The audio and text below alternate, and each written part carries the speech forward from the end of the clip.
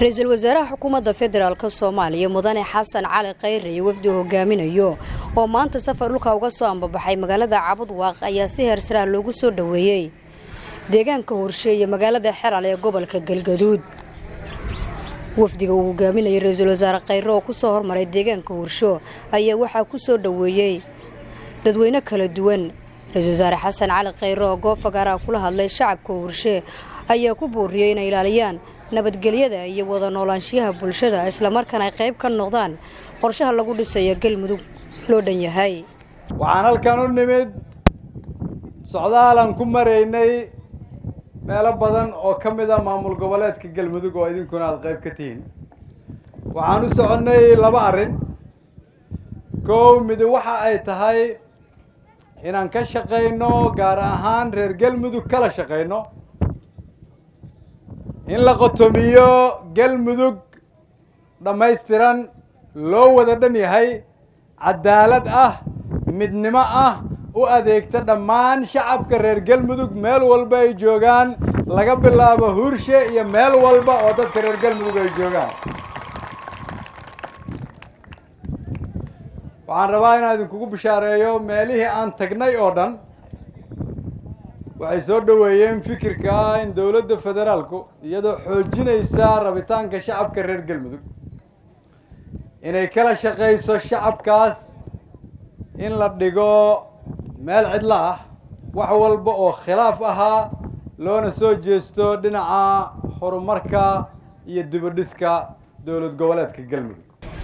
wafdiga uu hogaaminayo ra'iisul wasaare Xasan Cali Khayre ayaa soo dhaweynta Hurshe kadib waxa uu soo gaaray magaalada Xeraale halkaas oo kula hadlay dadweynaha aad u fara badan oo soo dhaweeyay. waxa ay soo gaaray magaalada Xeraale waxaan halkaas ku soo dhaweeyay qaybaha kala duwan ee bulshada xildhibaano ka tirsan golaha shacabka. dadkii soo dhaweynta heerkeedu sareeyay u sameeyay ra'iisul wasaare Xasan Cali Khayre iyo wafdigiisa ayuu ra'iisul wasaare Xasan Cali Khayre uga mahad celiyay soo dhaweynta ay u sameeyeen isagoo kula hadlayay fagaaraha magaalada Xeraale. waa idin soo xareystay Xeraale ma nabad ba xiisaan qabnaay Xeraale ma nabad ba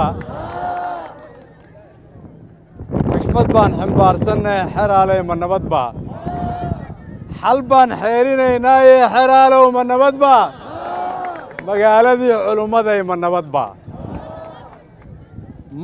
maanta waa maalin weyn in badan baan sugaayay inaan Xeraale imaado Ilaahay baa keenay.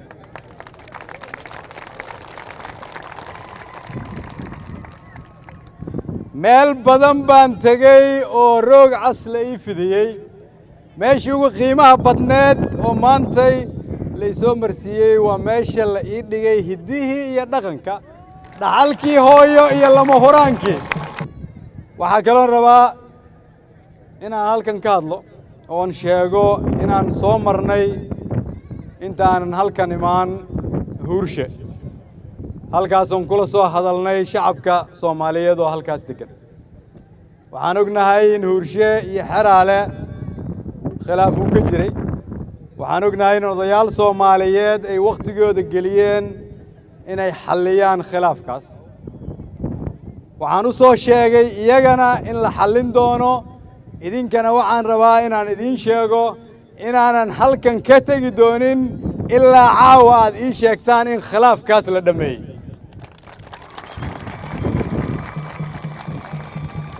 sababtu waxa ay tahay waa la soo dhaafay waqtigii dagaalka iyo colaadda. ra'iisul wasaaraha xukuumadda federaalka Soomaaliya marka laga soo tago qorshaha guud ee socdaalkiisa Galmudug waxa uu Hurshe iyo Xeraale u tagay inuu dhameeyo colaad soo noqnoqotay oo dhibaato badan ku haysa bulshada ku nool deegaanka caqabadna ku ah wada noolaanshiyahooda. Nasr Bashiir Cali warbaahinta qaranka Xeraale.